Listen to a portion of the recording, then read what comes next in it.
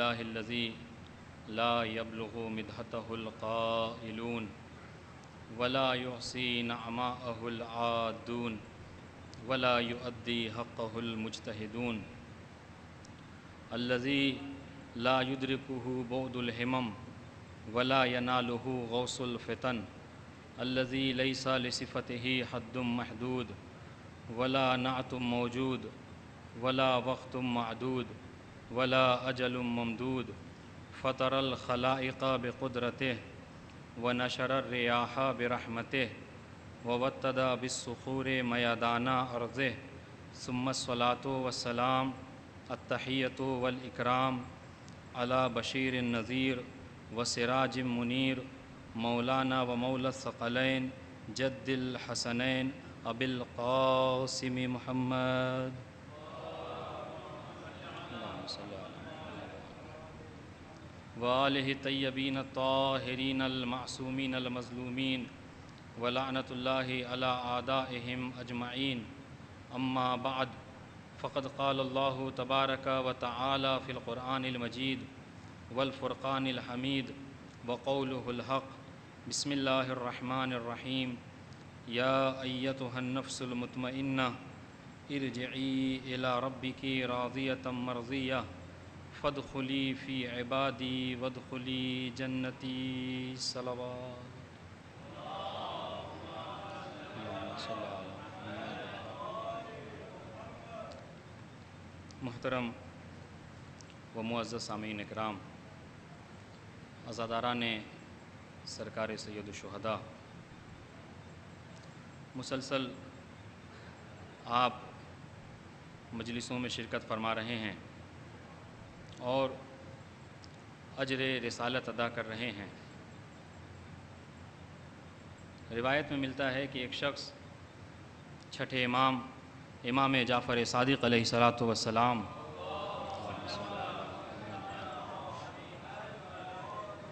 کی خدمت میں حاضر ہوا اور حاضر ہونے کے بعد امام سے پوچھتا ہے کہ مولا، مجھے یہ موقع مل گیا کہ جب میں حج کے لیے گیا تھا تو اتفاق سے موقع مجھے یہ مل گیا کہ میں جوف کعبہ یعنی خانہ کعبہ کے اندر داخل ہو گیا،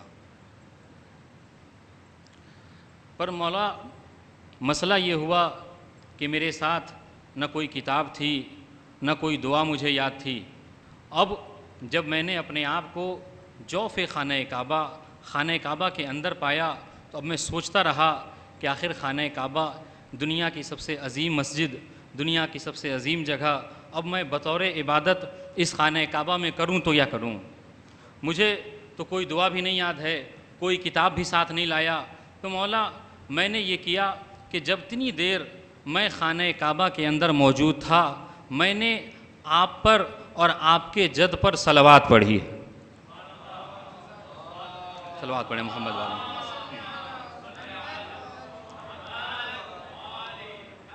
تو مولا مجھے اتفاق یہ ہوا کہ میں خانہ کعبہ کے اندر گیا، مجھے پاس نہ کوئی کتاب نہ کوئی دعا، اب میں کروں تو کیا کروں؟ پر میں نے یہ کیا کہ میں جب تک خانہ کعبہ کے اندر تھا میں نے صلوات پڑھی۔ اب مولا میں آپ سے پوچھنے آیا ہوں کہ یہ بتائیے کہ کیا میں نے جو خانہ کعبہ کے اندر رہ کر صلوات پڑھی ہے، میں نے جو عمل انجام دیا ہے، تو کیا میرے اعمال میں میرے ثواب میں کوئی کمی واقع ہوگی؟ کیا مجھے کوئی اجر و ثواب ملے گا؟ اللہ اکبر۔ فرزند رسول امام صادق فرماتے ہیں کہ اس وقت خانہ کعبہ میں جتنے لوگ اعمال انجام دے رہے تھے سب سے زیادہ جس کے نامہ اعمال میں نیکی لکھی گئی وہ تیری ذات تھی۔ ایک صلوات پڑھیں محمد وآل محمد۔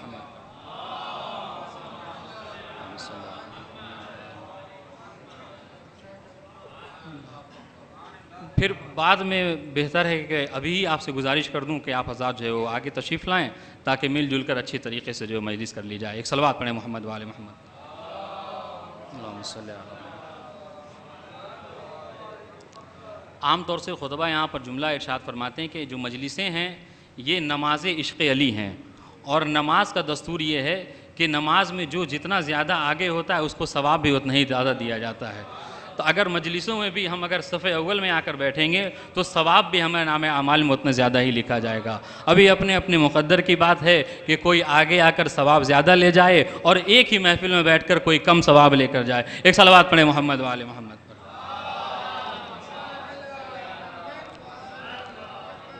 تو عزیزان گرامی، یہ صلوات و سلام کی برکت ہے۔ اب دیکھیے، چونکہ بہرحال میں مقدمتاً دو چار باتیں تاکہ آپ تیار ہو جائیں، آمادہ ہو جائیں سننے کے لیے۔ آپ دیکھیں، خداوند عالم بڑا کریم ہے، بڑا رحیم ہے۔ اس کی رحمت کا تقاضا یہ ہے کہ خداوند عالم جہاں موسیٰ کو بھی عطا کرتا ہے وہیں فرعون کو بھی عطا کرتا ہے۔ خداوند عالم نے اپنے سایہ رحمت میں کوئی تفریق نہیں رکھی ہے، وہ سب کو برابر دیتا ہے۔ وہ کفار کو بھی عطا کرتا ہے، مسلمانوں کو بھی عطا کرتا ہے، وہ جو اس کی مانتے ہیں اسے بھی عطا کرتا ہے، وہ جو اس کی نہیں مانتے اسے بھی عطا کرتا ہے۔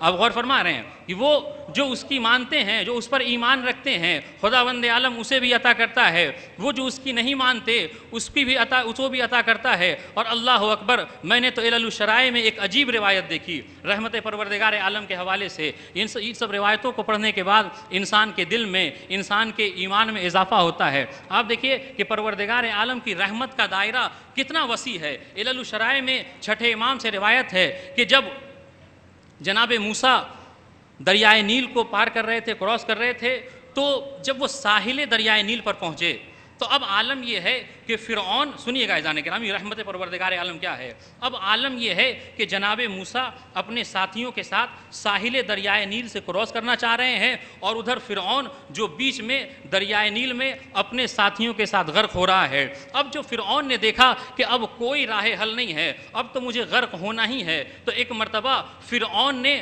پلٹ کر جناب موسیٰ کو مدد کے لیے پکارا۔ سنیے گا عزیزان، علل الشرائع میں چھٹے امام سے یہ روایت ہے کہ جب فرعون نے دیکھا کہ اب کوئی چارہ حل نہیں ہے، اب کوئی راہ نجات نہیں ہے، تو ایک مرتبہ فرعون نے مدد کے لیے کس کو پکارا؟ جناب موسیٰ کو۔ عزیزان گرامی، جیسے ہی جناب موسیٰ کے کانوں میں فرعون کی آواز استغاثہ آئی، روایت کا جملہ ہے کہ پلٹ کر جناب موسیٰ نے دیکھا، اب جب دیکھا کہ مجھے کون پکار رہا ہے تو دیکھا کہ مجھے پکارنے والا فرعون ہے۔ روایت بتاتی ہے کہ جناب موسیٰ نے منہ موڑ لیا، اور منہ موڑ کر دریائے نیل خود بھی اور اپنے ساتھیوں کے ساتھ کراس کر گئے۔ اب جب جناب موسیٰ کراس کر گئے دریائے نیل میں، فرعون اپنے ساتھیوں کے ساتھ غرق ہو گیا، تو سنیے گا رحمت پروردگار کیا ہے۔ پروردگار عالم نے جناب موسیٰ پر وحی کی۔ وحی پروردگار عالم جناب موسیٰ پر نازل ہوئی۔ کیا کہا؟ یا موسیٰ انکا لم تستغثہ لانکا لم تخلقہ۔ اللہ اکبر، اے موسیٰ تم نے فرعون کی مدد نہیں کی، کیوں؟ اس لیے کہ تم اس کے خالق نہ تھے، تم نے فرعون کو پیدا نہ کیا تھا۔ اب سنیے پروردگار عالم کی سائے رحمت کیا ہے۔ پروردگار جناب موسیٰ پر وحی کرتا ہے، اے موسیٰ وَلَوْ اسْتَغَاثَ بِي لَأَغَثْتُهُ، اے موسیٰ اس مرحلے میں بھی پہنچ کر اگر فرعون مجھے مدد کے لیے پکار لیتا تو میں ضرور اس کی مدد کرتا۔ ایک صلوات پڑھے محمد و آل محمد پر۔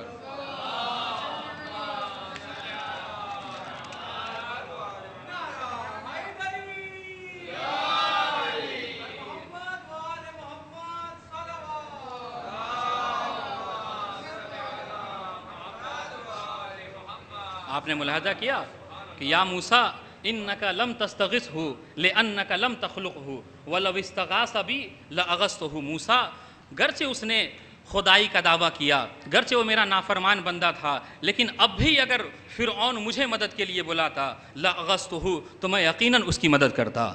تو عزیزان گرامی، رحمت پروردگار عالم سے انسان کو کبھی مایوس نہیں ہونا چاہیے۔ آئیے، میں تمہیدی مراحل کو طے کر چکا۔ میں نے جس آیہ کریمہ کو سرنامہ سخن قرار دیا، آپ دیکھیں امام حسین علیہ السلام کی ذات والا صفات کے حوالے سے اگر انسان گفتگو کرنا چاہتا ہے تو قرآن مجید میں جو آیات وارد ہوئی ہیں انہیں دو حصوں میں تقسیم کیا جا سکتا ہے۔ بعض آیات وہ ہیں کہ جو عام آیت ہیں، یعنی کیا؟ یعنی یہ کہ وہ آیتیں کہ جو بقیہ ائمہ معصومین کی اہمیت اور ان کی فضیلت و عظمت کے اوپر دلالت کرتی ہیں، وہ امام حسین کو بھی شامل ہیں۔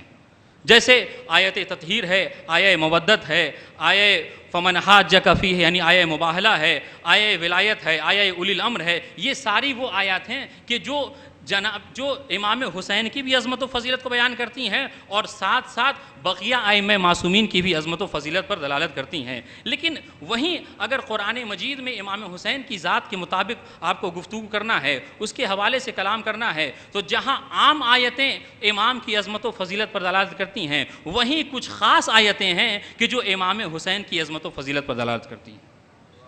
اب ان خاص آیتوں میں علماء بیان فرماتے ہیں کہ یہ جو آیہ کریمہ ہے وَوَصَّيْنَاهُ الْإِنسَانُ بِوَالِدَيْهِ، یہ آیہ کریمہ اس سے مراد علماء بیان فرماتے ہیں اب تفسیر میں کہ یہاں پر امام حسین کی ذات والا صفات ہے. اس طریقے سے انہی آیات میں کہ جو خاص طور سے امام حسین کی عظمت و فضیلت پر دلالت کرتی ہیں، وہ آیت کہ جسے سرنامہ سخن قرار دیا، جس میں پروردگار عالم ارشاد فرماتا ہے یا ایتھا النفس المطمئنہ ارجعی الی ربک راضیۃ مرضیہ فادخلی فی عبادی وادخلی جنتی. یہ وہ آیہ کریمہ ہے کہ جو خاص طور سے امام حسین کی عظمت و فضیلت کے اوپر دلالت کرتی ہے. اور اس بات کی تائید میں آپ کی خدمت میں جملہ عرض کروں. چھٹے امام ارشاد فرماتے ہیں کہ اقرؤوا سورۃ الفجر فی فرائضکم و نوافلکم فانھا سورۃ الحسین.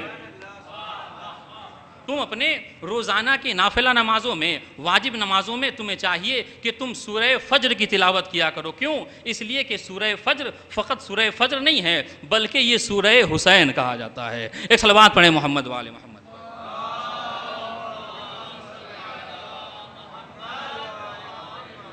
چنانچہ ایک شخص آیا چھٹے امام کی خدمت میں، کہا مولا اس آیہ کریمہ سے امام حسین کی ذات کو کیسے مراد لیا جا سکتا ہے؟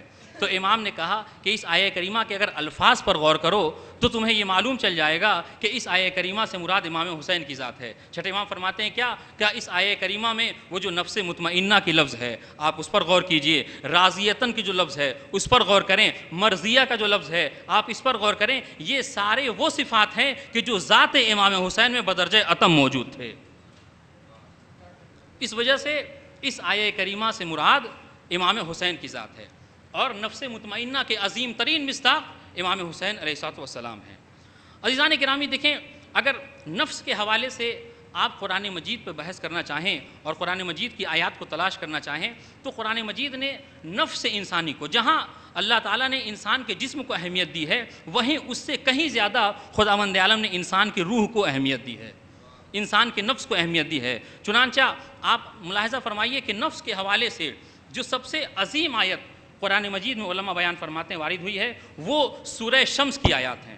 سنیے گا عزیزان گرامی، وہ سورہ شمس کی آیات ہیں کہ جہاں پر پروردگار عالم نے سب سے زیادہ نفس کی اہمیت، نفس کی عظمت کو بیان کیا ہے. کیا آپ دیکھیے کیا فرماتا ہے پروردگار والشمس وضحاہا. ایک صلوات پڑھی محمد وآل محمد.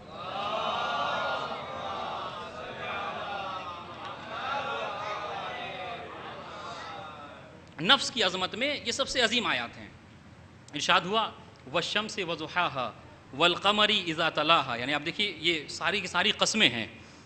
والنہار اذا جلاہا واللیل اذا یغشاہا والسماء وما بناہا والارض وما طحاہا ونفس وما سواہا. اگر آپ ان آیات پر غور کیجئے تو اس سے قبل تمام آیتوں میں پروردگار عالم نے قسمیں کھائی ہیں، اور قسمیں کھا کر خداوند عالم ہم لوگوں کی طرح نہیں کہ اپنے بات کو منوانا چاہتا ہے، نہیں، بلکہ اہل بلاغت یہاں پر ذکر کرتے ہیں کہ خداوند عالم کی آیات قرآنی میں قسم کھانے کا مطلب یہ ہے کہ خداوند عالم جب چاہتا ہے کہ کسی شے کی عظمت کو بیان کرے تو اس کے لیے قسم کھاتا ہے.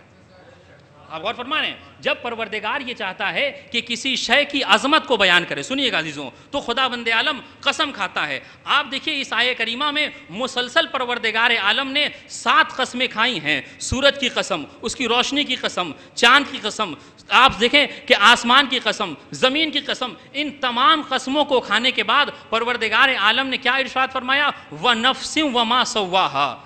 نفس کی بھی قسم پروردگار عالم نے کھائی ہے. اس کا مطلب کیا ہے کہ اتنی قسمیں، 7 قسمیں کھانے کے بعد، اور اگر ان 7 قسموں کو اگر آپ اکٹھا کریں تو گویا کہ یہ کہا جا سکتا ہے کہ پروردگار عالم نے زمین و آسمان و ما فیہا کی سب کی قسمیں کھا لی ہیں. یعنی عظمت نفس یہ، سنیے گا، عظمت نفس یہ ہے کہ ان 7 قسموں کو کھانے کے بعد پروردگار عالم کیا کہتا ہے؟ قد افلح من زکاہا. یہ ساری قسم، چونکہ یہ قسم آپ بہتر جانتے ہیں، قسم کے بعد خداوند عالم کو چاہیے تھا کہ جواب قسم کو ذکر کرے. اللہ نے جواب قسم کو ذکر کیا، لیکن 7 قسمیں کھانے کے بعد جواب قسم کے طور پر کیا کہا؟ قد افلح من زکاہا، وہ نفس پاک و پاکیزہ ہو گیا، کامیاب ہو گیا کہ جس نفس نے پاکیزگی اختیار کر لی، طہارت اختیار کر لی. تو عزیزان گرامی میں جملہ عرض کروں، آپ دیکھیے عام نفس کا کہ جو نفس لوامہ ہے، اس نفس کی عظمت یہ ہے کہ اس کو بیان کرنے کے لیے ایک پلڑے میں پروردگار عالم نے پوری کائنات کو رکھ دیا اور دوسرے پلڑے میں اس نفس لوامہ کو رکھا اور اس کی عظمت کو بیان کیا. تو میں یہاں جملہ عرض کر رہا ہوں کہ جب نفس لوامہ کی اتنی اہمیت ہے کہ اس کے مقابلے میں زمین و آسمان آ سکتے ہیں، تو جو نفس مطمئنہ کا مالک ہوگا اس کی کیا عظمت و فضیلت. ایک صلوات پڑھیں محمد والے محمد.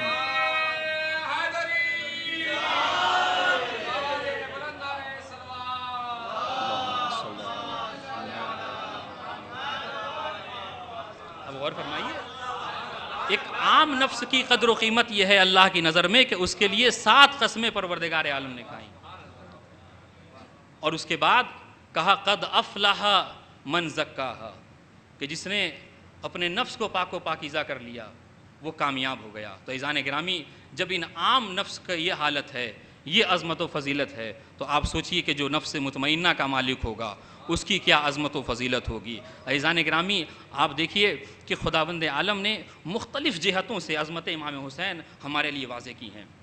روایت میں ملتا ہے کہ جب جناب ابراہیم نے خانہ کعبہ کی بنا رکھ لی، یا تجدید بنا کہہ لیجئے، تو اس وقت پروردگار عالم کی طرف سے وحی آئی کہ ابراہیم اب تو خانہ کعبہ کی بنا رکھ چکے، اب ایسا کرو کہ لوگوں کو خانہ کعبہ کے حج کے لیے بلاؤ. تو پلٹ کر جناب ابراہیم نے کہا پروردگار، اس خالی صحرا میں کہ جہاں دور دور تک کوئی زیروح نظر نہیں آ رہا، میں کسے حج کے لیے بلا سکتا ہوں؟ یہاں میرے اور میرے بیٹے اسماعیل کے علاوہ تو کوئی ہے نہیں. اگر میں آواز دوں بھی، سنیے گا، اگر میں آواز دوں بھی تو میری آواز پر لبیک کون کہے گا؟ اگر میں بلا بھی لوں تو میری آواز پہ لبیک کون کہے گا؟ پروردگار عالم نے دوبارہ وحی کی، اے ابراہیم علیک الاذان و علی البلاغ. ابراہیم، لوگوں کو بلانا تمہارا کام ہے اور تمہاری آواز تو لوگوں کے کانوں تک پہنچانا میرا کام ہے. اب جب پروردگار عالم کی طرف سے وحی آ گئی، جناب ابراہیم مطمئن ہو گئے، تو اس کے بعد جناب ابراہیم نے لوگوں کو حج کے لیے بلایا. روایت کا جملہ ہے، ایک مرتبہ بآواز بلند جناب ابراہیم نے کہا ہلموا الی الحج، ہلموا الی الحج. روایت کا جملہ ہے کہ جیسے ہی جناب ابراہیم نے یہ جملہ کہا، پروردگار عالم نے جو وعدہ کیا تھا اس وعدے کو وفا کیا، اور اس وعدے کو وفا کرنے کی صورتحال یہ ہوئی کہ فَأَجَابُوهُ مِنْ أَصْلَابِ الرَّجَالِ وَأَرْحَامِ الْمُطَهَّرَاتِ، کہ جناب ابراہیم کی صدا پر لبیک جو کہا، وہ یہ جو جناب ابراہیم کی آواز تھی، پروردگار عالم نے اس میں یہ صلاحیت رکھی کہ اسے زمان و مکان سے قید نہیں رکھا، زمان و مکان سے محدود نہیں کیا، بلکہ پروردگار عالم نے جناب ابراہیم کی آواز میں یہ کیفیت دے دی، یہ اہمیت دے دی، جناب ابراہیم کو یہ صلاحیت عطا کر دی کہ قیامت تک آنے والے جتنے لوگ تھے ان سب تک جناب ابراہیم کی صدائے آواز پہنچی، صدائے حج پہنچی. لہذا اسی حوالے سے علماء بیان فرماتے ہیں کہ جن لوگوں نے اس صدا کو سن کر لبیک کہا ان کو حج کی زیارت نصیب ہوتی ہے، وہ خانہ کعبہ کی زیارت کے لیے جاتے ہیں. اور بلکہ روایت یہاں تک ہے کہ جنہوں نے جتنی مرتبہ لبیک کہا وہ اتنی مرتبہ خانہ کعبہ کی حج کے لیے جاتے ہیں. عزیزوں، میں یہاں روک کر ایک جملہ کہنا چاہتا ہوں. جناب ابراہیم نے لوگوں کو حج کے لیے بلایا، پروردگار عالم نے زمان و مکان سے ان کی آواز کو خالی کر دیا. اب عالم یہ ہوا کہ قیامت تک آنے والے لوگوں کے کانوں میں جناب ابراہیم کی آواز گئی. تو عزیزان گرامی، میں یہاں روک کر جملہ کہنا چاہتا ہوں کہ جب جناب ابراہیم کی آواز وفضل پروردگار عالم قیامت تک آنے والے لوگوں کے کانوں میں جا سکتی ہے، تو پھر مفتی کیوں اعتراض کرتا ہے کہ پیغمبر اسلام جب جنگ تبوک میں مولائے کائنات کو مدینے سے ناد علی کہہ کر پکاریں گے تو ان کی آواز کیسے مدینے پہنچ جائے گی؟ ایک صلوات پڑھیں محمد وآل محمد پر.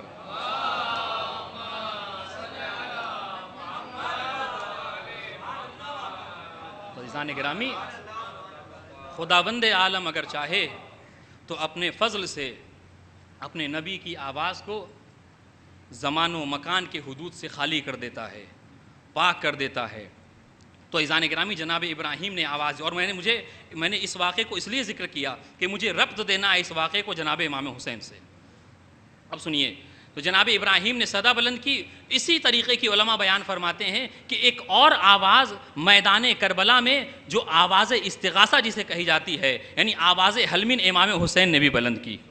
سنیے عزیزان گرامی، آپ متوجہ ہیں، آپ غور کیجئے گا۔ ادھر جناب ابراہیم نے صدا بلند کی، اسی طریقے سے میدان کربلا میں صدائے استغاثہ حلمین ناصرین کی شکل میں امام حسین نے بھی بلند کی۔ جس طریقے سے جناب ابراہیم کی آواز قیامت تک آنے والے لوگوں کے کانوں تک پہنچی، اسی طریقے سے امام حسین کی حلمین کی آواز بھی قیامت تک آنے والے لوگوں کے کانوں میں پہنچی۔ جس طریقے سے وہاں لبیک کہنے والوں کو ہر سال حج پر جانا نصیب ہوتا ہے، اسی طریقے سے حلمین کی صدا سن کر لبیک کہنے والوں کو ہر سال کربلا جانا نصیب ہوتا ہے۔ سنیے گا، میں نقطہ عرض کرنا چاہ رہا ہوں۔ آپ دیکھیے کہ جس طریقے سے جناب ابراہیم کی آواز پر لبیک کہنے والوں کو حج پر جانا نصیب ہوا، اسی طریقے سے امام حسین کی آواز پر لبیک کہنے والوں کو کربلا جانا نصیب ہوا۔ مگر عزیزوں، میں جملہ عرض کرتا ہوں، بڑا فرق ہے آواز ابراہیمی میں اور آواز امام حسین میں۔ کیسا فرق؟ فرق یہ ہے کہ جب کوئی حج پہ جاتا ہے تو وہ جتنی مرتبہ حج پہ جاتا ہے اس کے نامہ اعمال میں اتنی ہی مرتبہ حج کا ثواب لکھا جاتا ہے۔ مگر اللہ اکبر، امام حسین کی آواز پر لبیک کہہ کر جب کربلا کے لیے قدم بڑھاتے ہیں، ہر قدم پر زیارت کے ثواب کے ساتھ ساتھ حج و عمرے کا ثواب بھی ملتا ہے۔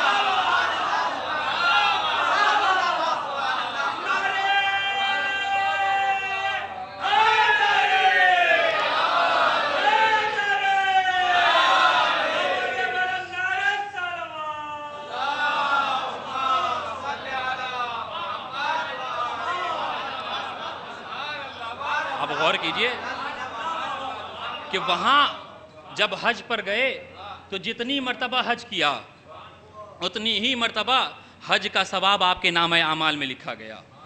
مگر جب کربلا زیارت کے لیے آئے تو ہر قدم پر حج اور عمرے کا ثواب۔ اور میں اپنی بات کی تائید روایت سے پیش کروں، محقق تستری نے اپنی کتاب میں خصائص حسینیہ میں اس روایت کو نقل کیا ہے۔ ایک شخص چھٹے امام کی خدمت میں آیا اور آنے کے بعد عرض کرتا ہے، مولا آپ کے چاہنے والے یہ کہتے ہیں کہ اگر کوئی حج کی کربلا زیارت کے لیے جاتا ہے تو اسے ہر قدم کے عوض میں پروردگار عالم 7 حج کا ثواب عطا کرتا ہے۔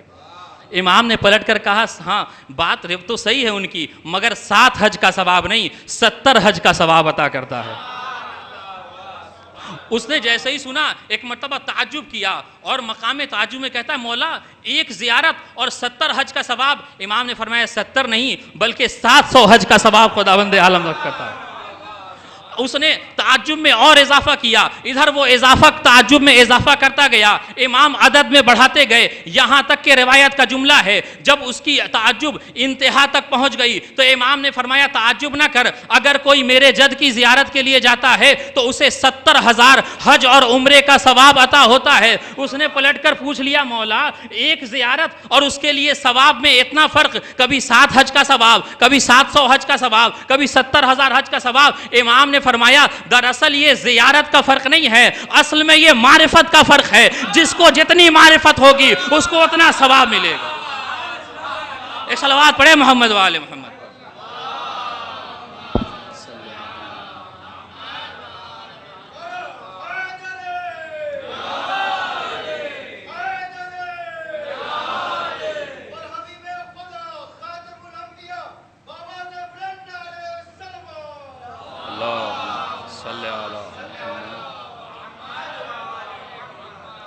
عزیزان گرامی، اگر کوئی معرفت کے ساتھ امام کی زیارت کرتا ہے تو خداوند عالم اس کے ہر قدم پر حج و عمرے کا ثواب نقش فرماتا ہے، ثواب لکھتا ہے۔ اور کیوں نہ ہو عزیزوں، یہ ذات امام حسین ہے۔ امام حسین سے جو چیز منسوب ہو جاتی ہے وہ اپنے آپ میں باکمال ہو جاتی ہے۔ یہی تو وجہ ہے، آپ دیکھیے روایت کا جملہ ہے، ابی بن کعب مشہور قاری ہیں، ان کی ایک قرأت بھی مشہور ہے۔ وہ فرماتے ہیں کہ ایک مرتبہ میں مسجد میں پیغمبر اسلام کے ساتھ تشریف فرما تھا، سنیے گا، کیوں ساری عظمتیں اللہ نے امام حسین کو عطا کی ہیں۔ ایک مرتبہ میں مسجد میں پیغمبر اسلام کے ساتھ تشریف فرما تھا کہ میں نے دیکھا کہ اسی اثنا میں امام حسین داخل بزم ہوئے۔ سنیے گا عزیزان گرامی، امام حسین داخل بزم ہوئے۔ امام حسین کو آتا دیکھ پیغمبر اسلام نے ایک جملہ کہا۔ جملہ کیا کہا؟ کہا مرحباً بکا یا زین السماوات والارضین، اے آسمانوں اور زمینوں کی زینت مرحبا۔ اب جب ابی بن کعب نے یہ جملہ سنا کہ پیغمبر اسلام امام حسین کو آسمان نہیں آسمانوں کی زینت کہہ رہے ہیں، زمین نہیں زمینوں کی زینت کہہ رہے ہیں، تو ابی بن کعب مفسر قرآن ہیں، پلٹ کر پوچھتے ہیں یا رسول اللہ یہ کیسے ہو سکتا ہے؟ کیف یکون احد غیرک زین السماوات والارضین، اے اللہ کے رسول آپ کے علاوہ کوئی آسمان و زمین کی زینت کیسے ہو سکتا ہے؟ اللہ اکبر۔ نبی نے نہ ہاں میں جواب دیا نہ نہ میں جواب دیا، بلکہ بس ایک جملہ کہا کہ جسے میں تو طنز سمجھتا ہوں۔ نبی نے فرمایا ان الحسین فی السماء اکبر منہ فی الارض، حسین کو آسمان والے زمین والوں سے زیادہ جانتے ہیں۔ حسین کی معرفت آسمان والے زمین والوں سے زیادہ جان رکھتے ہیں۔ شاید یہی وجہ ہے کہ جب کبھی حسین روزہ رکھ لیتے ہیں تو آسمان والے خانے جنت لے آتے ہیں، جب حسین کو لباس کی ضرورت ہوتی ہے آسمان والے درزی بن کے چلے آتے ہیں۔ ایک صلوات پڑھے محمد والے۔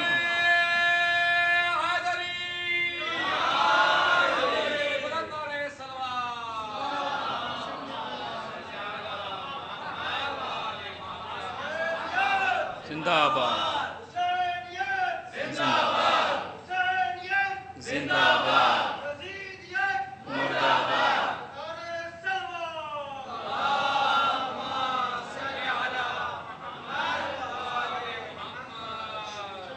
عزیزان گرامی، یہ عظمت امام حسین ہے، اور ایسا اس لیے بھی ہے کہ ہم نے متعدد جگہ پر تاریخ میں دیکھا ہے کہ ائمہ معصومین کی یہ سیرت رہی ہے کہ وہ فضائل امام حسین بیان کرتے تھے۔ کیوں؟ تاکہ لوگ امام حسین کی عظمت اور فضیلت کو سمجھ سکیں۔ چنانچہ روایتوں میں ملتا ہے کہ دوسری خلافت کے دور میں ابو سلمہ راوی ہیں، وہ کہتے ہیں کہ میں دوسری خلافت کے زمانے میں دوسرے خلیفہ کے ساتھ حج کے لیے گیا، تو جب مقام ابتہ پر، سنیے گا جناب عظمت امام حسین کیا ہے اور کس طریقے سے ائمہ معصومین نے ان کی عظمت کو اجاگر کیا ہے۔ تو ابو سلمہ کہتے ہیں کہ جب ہم زیارت کے لیے حج خانہ کعبہ کی حج کے لیے جا رہے تھے تو مقام ابتہ پر جب ہم پہنچے تو وہاں پر ایک اعرابی آیا، اور اس اعرابی نے آنے کے بعد ہم سے یعنی خلیفہ وقت سے یہ سوال کر لیا کہ حضور میں احرام باندھ کر حج کے لیے آ رہا تھا، راستے میں مجھے شتر مرغ کا انڈا دکھا، میں بڑا بھوکا تھا تو میں نے یہ کیا کہ میں نے اس انڈوں کو توڑا اور بھون کر جو وہ کھا لیا، حضور یہ بتائیے کہ اب میرا کفارہ کیا ہے؟ اللہ اکبر۔ حضور میں نے یہ جو عمل انجام دیا ہے حالت حج میں حالت احرام میں، تو یہ بتائیے کہ میرا کفارہ کیا ہے؟ پلٹ کر جواب دینے والے نے جواب دیا ما یحضرنی فی ذالک شیء، خلیفہ وقت ہیں، دعویٰ کیا ہے کہ پیغمبر اسلام کے خلیفہ ہیں۔ عزیزان گرامی پلٹ کر کیا جواب دیتے ہیں؟ ما یحضرنی فی ذالک شیء، کہ اس کا کفارہ کیا ہوگا فی الحال تو میرے ذہن میں کچھ نہیں ہے۔ میں کہوں گا یہ توریہ ہے، فی الحال کیا آپ کوشش بھی کریں گے تو آپ کے ذہن میں آنے والی بات نہیں۔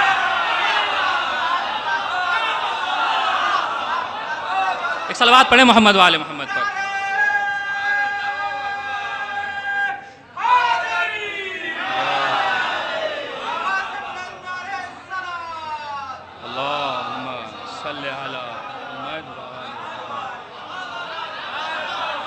کہنے لگے ما یحضرنی فی ذالک شیء، اس بارے میں اس کا کفارہ کیا ہوگا مجھے تو نہیں معلوم۔ اب وہ اعرابی دیہاتی انسان تھا، اکڑ گیا، کہا آپ خلیفہ وقت ہیں، آپ کو نہیں معلوم، اب میں کروں تو کیا کروں؟ پریشان ہے، بالکل چاہتا ہے کہ جواب مجھے کسی نہ کسی طریقے سے مل جائے۔ اسی اثنا میں انہوں نے کہا کہ اچھا رک جاؤ تھوڑی دیر، ہو سکتا ہے کہ بنی ہاشم کے خاندان کا کوئی آ جائے اور وہ آ کر جواب دے دے۔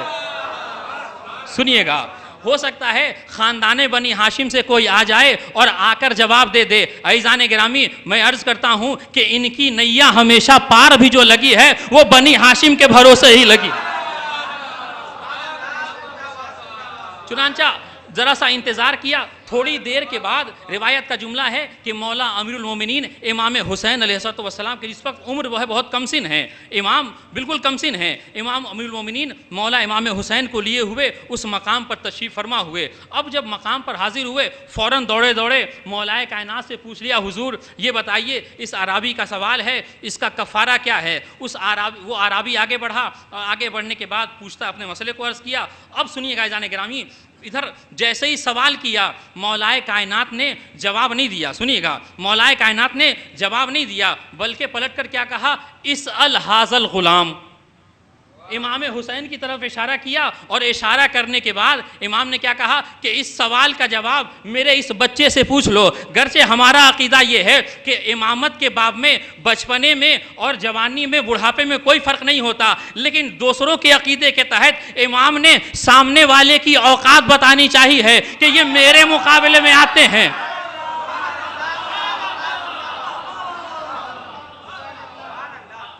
امام گرچہ ہمارے عقیدے کے مطابق بچپنے میں جوانی میں کوئی فرق نہیں ہوتا، مگر امام نے اسأل ھذا الغلام کہہ کر سامنے والے کی اوقات بتانی چاہیے ہے کہ جو اس کمسن بچے کے علم کا مقابلہ نہیں کر سکتا، وہ منبر سلونی کے دعوے دار کا مقابلہ کیا۔ ایک صلوات پڑھے محمد و آل محمد پر۔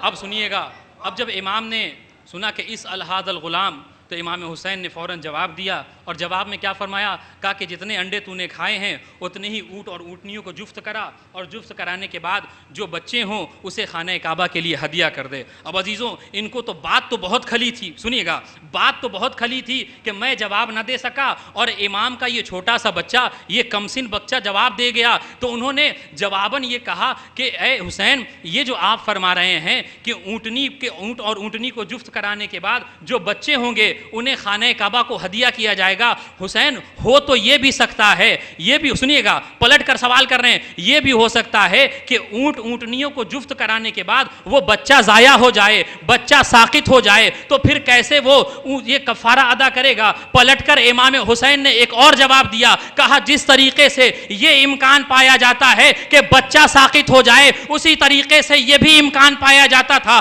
کہ وہ شتر مرغ کا جو انڈا تھا وہ بھی ضائع ہو جاتا اور بچہ نہ ہوتا۔ ایک صلوات بڑے محمد والے۔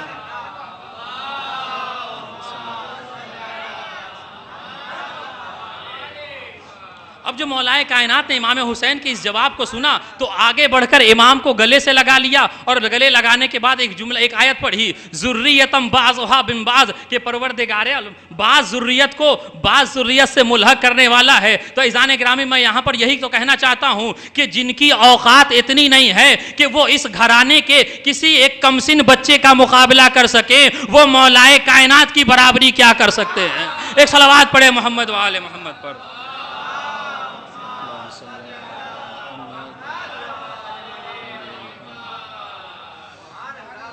عزیزان گرامی، یہ عظمت ہے امام حسین علیہ السلام کی۔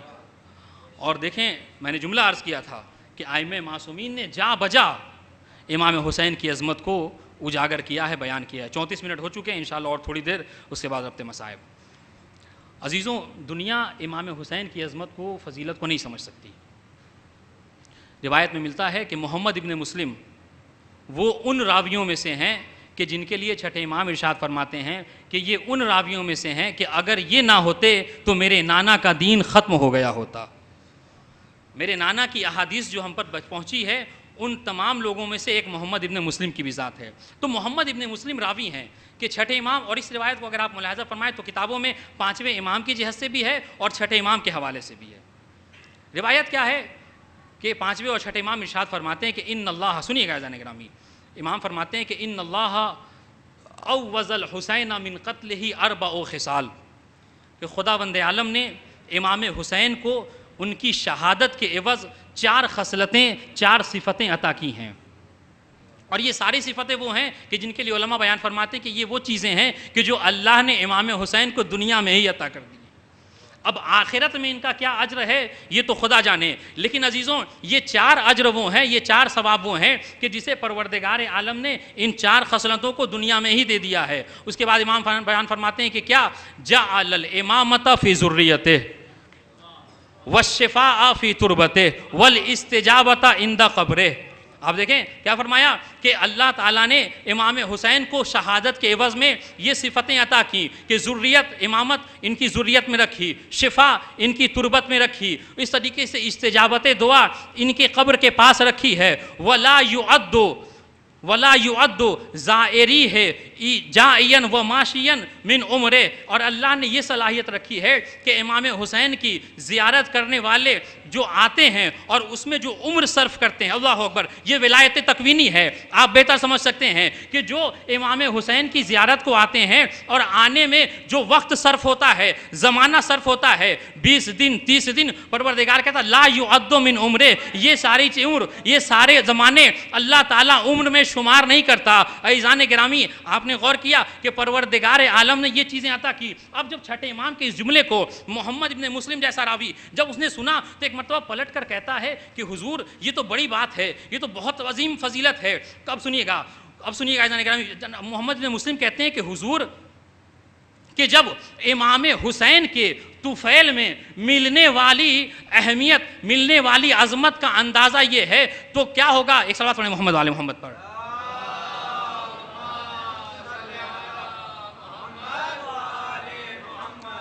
اب محمد ابن مسلم کہتے ہیں کہ حضور جب امام حسین کے طفیل میں، ان کے صدقے میں ملنے والی عظمت و فضیلت یہ ہے کہ اس کو انسان شمار نہیں کر سکتا، تو خود ذات امام حسین کی کیا عظمت و فضیلت ہوگی؟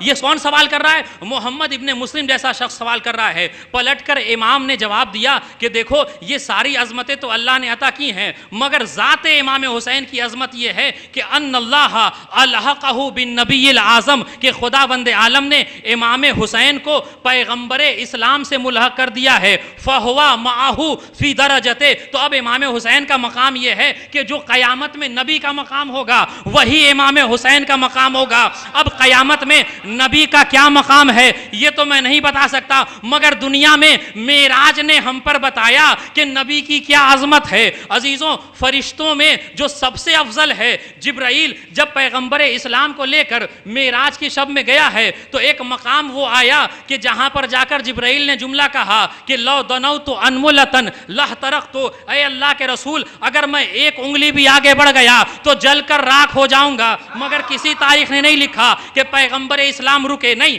بلکہ جوتیوں کے ساتھ پیغمبر اسلام آگے بڑھ گئے۔ یہیں پر شاعر کہتا ہے کہ جبرائیل سے تھے، اب سنیے، اب جب یہ پیغمبر اسلام کراس کر گئے، جبرائیل امین رک گئے، تو فخریہ انداز میں شاعر نے کہا کہ اس مقام کو دیکھ کر پیغمبر اسلام نے عجب نہیں جبرائیل سے کہا ہوگا جبرائیل تم میرے مقام و منزلت کو جانتے ہو؟ جبرائیل سے تھے پوچھتے شب معراج یہ شاہ امم، تم نے دیکھا ہے جہاں بتلاؤ تو کیسے ہیں ہم؟ کہنے لگا روح الامی اے مہجبی تیری قسم، آفاقہا گردیدے ہم، مہرے بتاں ورزیدے ہم، بسیار خوباں دیدے ہم، لیکن تو چیزیں دیگری۔ ایک صلوات پڑھے محمد والے۔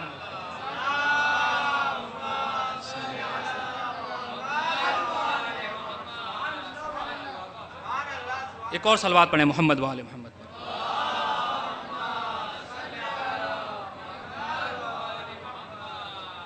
اے اللہ کے رسول بسیار خوباں دیدے ہم، لیکن تو چیزیں دیگری۔ میں نے اس دنیا میں بہت سے نیک لوگوں کو دیکھا ہے، مگر جو عظمت و فضیلت آپ کی ہے وہ کسی اور کی نہیں ہے۔ عزیزان گرامی، امام حسین کو یہ مرتبہ دیا پروردگار عالم نے کہ الحقہ بالنبی فہو معہ فی درجتے، اللہ نے امام حسین کو پیغمبر اسلام کے ساتھ شمار کیا۔ اب جو درجہ، جو عظمت امام رسول اسلام کی ہے وہی عظمت امام حسین علیہ السلام کی ہے۔ ہاں عزیزان گرامی، یہ ذات کہ جس کی معرفی، کہ جس کی عظمت و فضیلت کو ہمیشہ ائمہ معصومین بیان کیا کرتے تھے، کیوں؟ تاکہ لوگ امام حسین کی عظمت و فضیلت کو پہچان سکیں۔ مگر وہی ذات کہ جہاں جس کے فضائل اتنے زیادہ ہیں کہ انسان اس کو شمار نہیں کر سکتا، وہیں اس عظیم بلندی کے، اس عظیم کے مصائب بھی اتنے زیادہ ہیں کہ انسان اگر چاہے تو ان کی مصیبتوں کو بیان نہیں کر سکتا۔ عزیزوں، آج 3 محرم ہو گئی اور ہم اور آپ مسلسل مجلسوں میں مصروف ہیں اور شہزادی فاطمہ زہرا کو ان کے لال کا پرسہ پیش کر رہے ہیں۔ کبھی جناب حر کا پرسہ، کبھی جناب حبیب ابن مظاہر کا پرسہ، کبھی مسلم ابن اوسجہ کا پرسہ۔ یہ اصحاب کا سلسلہ ہے کہ جو مسلسل ہم پرسہ پیش کر رہے ہیں۔ عزیزوں، اسی طریقے سے آج مجھے ایک شہید کا ذکر کرنا ہے، وہ شہید کہ جس کی شہادت کو دیباچہ کربلا کہا گیا ہے، یعنی شہادت جناب مسلم ابن عقیل۔ علماء بیان فرماتے ہیں کہ مسلم کی شہادت مقدمہ ہے کربلا کا۔ اگر کوئی شخص چاہتا ہے کہ کسی کتاب میں کیا لکھا گیا ہے، اگر اس کے مقدمے کو پڑھ لے تو انسان کو اجمالاً تصور ہو جائے گا، معلوم ہو جائے گا کہ اس کتاب میں کیا لکھا گیا ہے۔ علماء بیان فرماتے ہیں اگر کوئی چاہتا ہے کہ کربلا کے میدان میں کیا کیا گزرنے والی ہے تو اسے چاہیے کہ وہ شہادت مسلم کو پڑھ لے۔ لیکن عزیزوں، اس سے پہلے میں مقدمتاً ایک بات عرض کروں۔ امام کا غم ہے، امام پر آنسو بہانا ہے، ہمیں کیسے رونا چاہیے؟ عزیزوں، روایت میں ملتا ہے کہ چھٹے امام ہیں، ایک مرتبہ امام حسین کی مجلس ہو رہی ہے اور امام کے پاس ہی ابو بصیر ہیں کہ جو گریہ کر رہے ہیں۔ عزیزوں، امام نے ایک مرتبہ ابو بصیر کی طرف رخ کیا اور کہا، ابو بصیر، میرے جد کا ذکر ہو رہا ہے، میرے جد کی مصیبت کو بیان کیا جا رہا ہے اور تم رو نہیں رہے ہو۔ روایت بتاتی ہے ابو بصیر نے اپنے گیلے رومال کو امام کو دکھایا اور کہا، مولا یہ دیکھیے، یہ میرے رومال میں آنسو ہیں، میں اشک تو بہا رہا ہوں، میں رو تو رہا ہوں۔ پلٹ کر امام نے کہا، اے ابو بصیر، اگر میرے جد حسین کو رونا ہے تو ایسے نہ رو، بلکہ میرے جد حسین پر ایسے رو جیسے کوئی دکھیاری ماں اپنے جوان بیٹے کی میت پر روتی ہے۔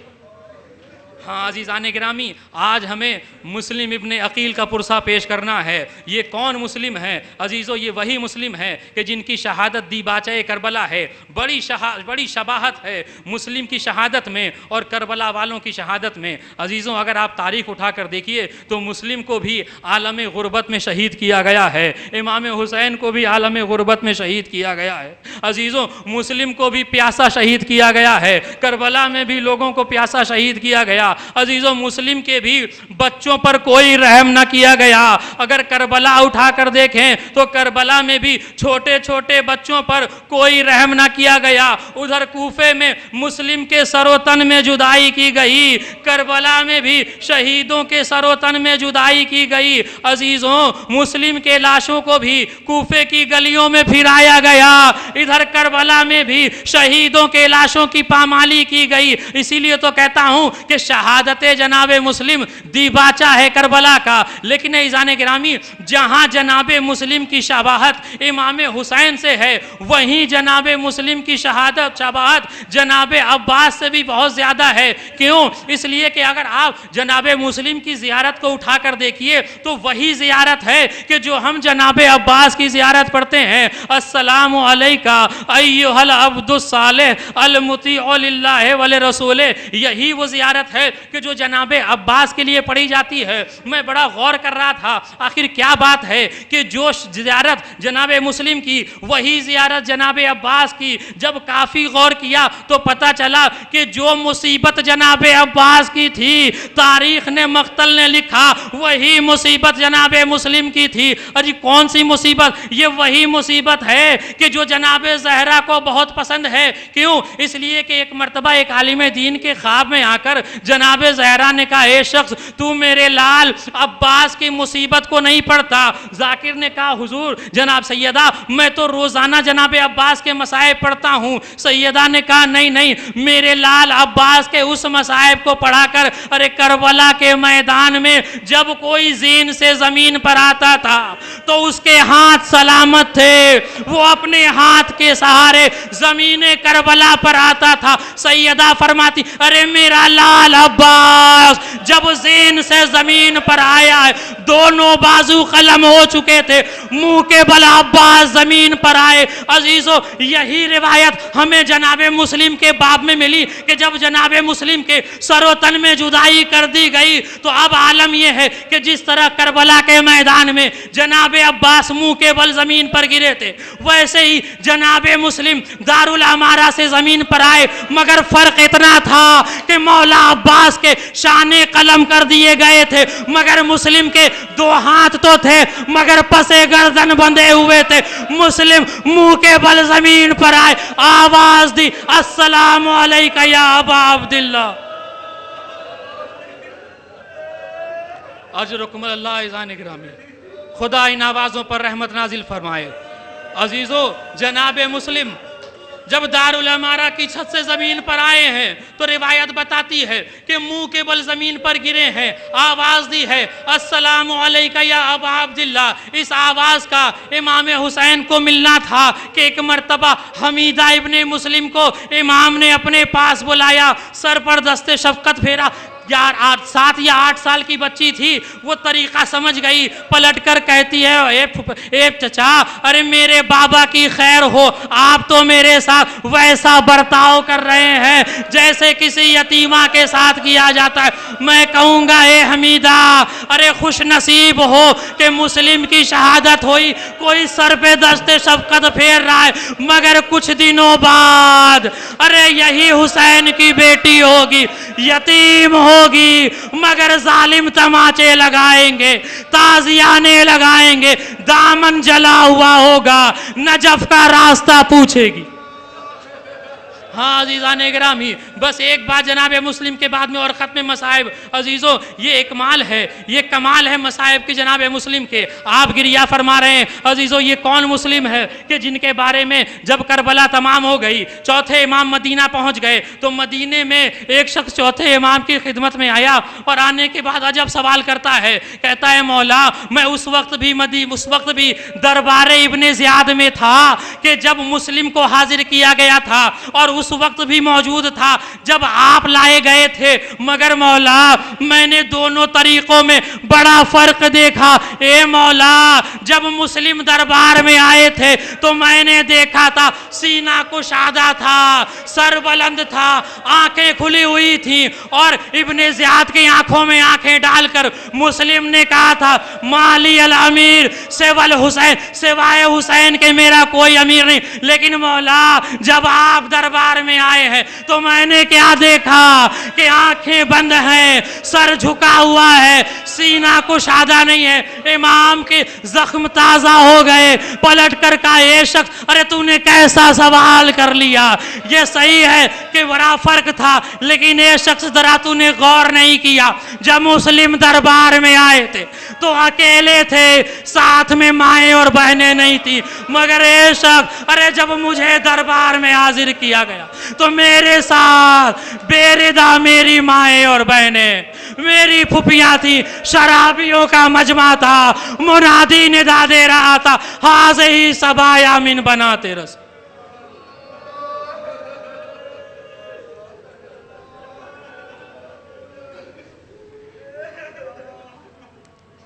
وَسَيَعْلَمُ الَّذِينَ ظَلَمُوا أَيَّ مُنْقَلَبٍ يَنْقَلِبُونَ إِنَّا لِلَّهِ وَإِنَّا إِلَيْهِ رَاجِعُونَ رِضًا بِقَضَائِهِ وَتَسْلِيمًا لِأَمْرِهِ۔ پروردگار محمد و آل محمد کا واسطہ ہمارے اس مختصر سے ذکر کو قبول فرما۔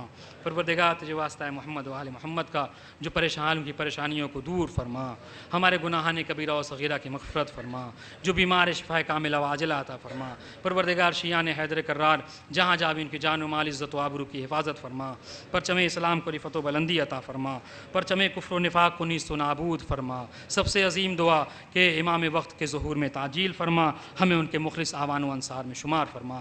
ربنا تقبل منا انک انت السمیع العلیم، وآخر دعوانا ان الحمد للہ رب العالمین۔ ماتم حسین۔